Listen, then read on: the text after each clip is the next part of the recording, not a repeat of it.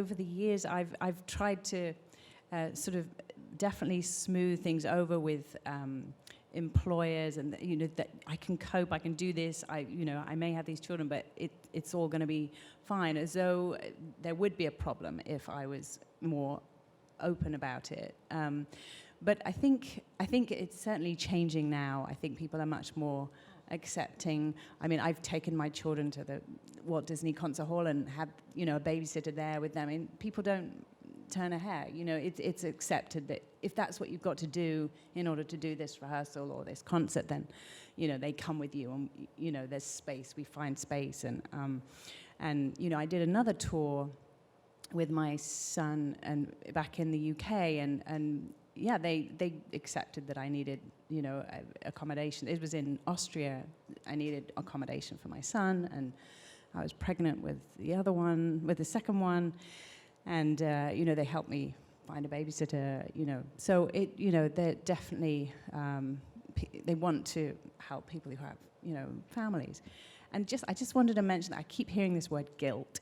And I don't know, it's mothers, probably fathers as well, but, we spend our lives dealing with the guilt. I've got to I burnt the supper tonight. I was trying to get ready, and, and then you just have to leave the house. And there's guilt, that's just one little thing, but you feel guilty because you're going out just when your daughter says, I really have this problem with a friend at school, or whatever. Your life is so unpredictable, and it's as we say, it's different every day, and we have to deal with that. But that whole thing about playing catch, I try to spend 10 minutes with each child a day to what they say, fill their attention bucket. But it makes such a difference.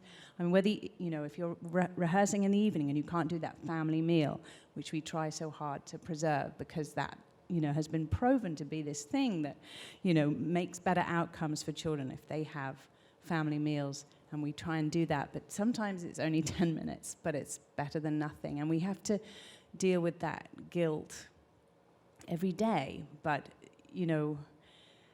somehow, if you can bring your family together and have those moments, then you can get through that, and I love what you're saying about the guilt, and I think sometimes we have it within our industry connections as well. And so I wonder, like, when you're going on a tour, and how do you stop yourself from saying, this is what I need? If I'm going to take this tour, I'm going to need childcare, I'm going to need X, Y, or Z. How do we balance not only the guilt, are we giving enough to our children, but also that we're standing up for ourselves to ask for the things that we need? Yeah. No, that's really tricky, because you think, is this going to be, as you say, a deal breaker or something? And I think that's why I was saying at the beginning that I'd sometimes tried to sort of appear just invincible, and it's all fine. I don't need anything. I can deal with this on my own. But I think sometimes actually people are going to be more receptive to it than you think, and that you should ask for what you need, and you're going to get a better outcome, especially more and more nowadays. Yeah. One thing I learned, I remember we first got signed, we were ages ago with Warner Brothers, our record president came in the room, and we were just getting started. You were young dads and that kind of thing. He said, I'm going to tell you something right now. We perked up thinking he was going to give us some record industry advice, or this is how you save your money. We're just like, there's a misconception around that it's about quality time versus quantity of time. The whole 80s generation got sold a bill of goods that there is quality time. There's no quality time. It's quantity of time. And because you find out when you spend time with your family, with your kids, especially your spouses and that kind of thing, it's after those minutes have ticked by that you're not keeping track of, that those little vulnerabilities come out. You find out that Johnny has been hitting on her, or she likes Eddie, or somebody scrumped their knee, or they got in a fight, and so you don't have to turn handsprings with your kids. It's just spending the time. And that's when we start realizing that there are levels to this thing called parenthood. So, you know, there's so many little anecdotes and lessons that I could just share forever, but that is a truism that I have found out. It's about the quantity of time that really makes a difference for family life, especially balancing in the entertainment industry. I'm finding that out as well. I'm so glad you said that, because I'm glad to hear that reaffirmed. I would love, the controlling part of me really wants to have more predictability, and to know that each night at 6:30, 6 o'clock, we're gonna have dinner, turn off the phones, talk to our kids, and everything's gonna be great. There's not gonna be screaming, all the good stuff. Well, they're young, but it's crazy, because for some reason, appointments, auditions, managers, agents, they like to call right dinner, 6 p.m., 6:30. Okay, good appointment tomorrow. My manager talks very fast. I can't hear him. I got crying here, and part of me wants to say, I'm gonna turn off my phone and be present for my child. But I also know that sometimes there's downside to that, missed opportunities potentially. Same thing for my wife with clients. If she doesn't pick it up, maybe someone else will get the client. It's tricky. It's that trade-off. For me, sometimes it's just end of the day, and we're just exhausted.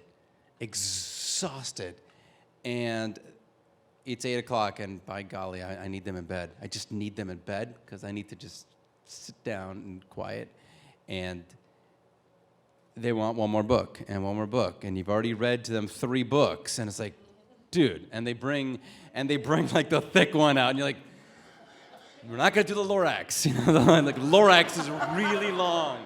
It's an awesome book, you know, Dr. Seuss is amazing, obviously, but it's a long book. And then that comes to mind, and you're like, well, how much longer until they can read on their own? And you guys know, because if you have older kids, you know. And I'm like, well, at some point, they're not going to need me to read stories to them. When I push through to 8:30 p.m., you know, even that's way past their bedtime. My dead time. Because that comes to mind. I'm like, this is going to pass, and I'm going to miss this. I'm going to look back on this and try to treasure this. Take as many videos with your phone as possible, documenting this so I can remind them when they're older and they're being bratty, I guess. But as far as dealing with the agents, if I can go back to that, if you're really fortunate, and I've been really, really lucky that my reps have been extremely understanding, and, you know, we had children, you know, they're so involved, and they're like, if you ever need anything, just let us know. If you need an appointment pushed or delayed, or if you want to see if we can reschedule. And, you know, when you have a newborn especially, it's just, you're constantly at the doctor's office. Young ones, just constant appointments. And so we did have to do that and push things every once in a while. But I'm finding that the culture is kind of changing. You know, theatrically, I find that there's really not much room to bring young children. It's just, you know, you guys know this, it's kind of frowned upon.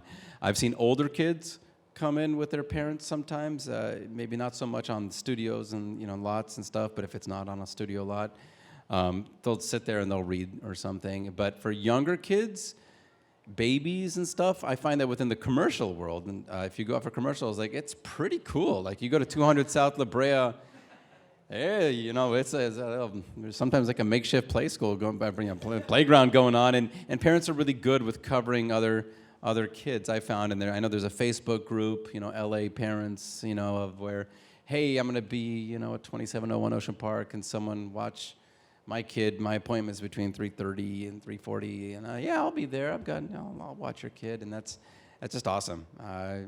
Especially when other performers can help other performers, that's really nice.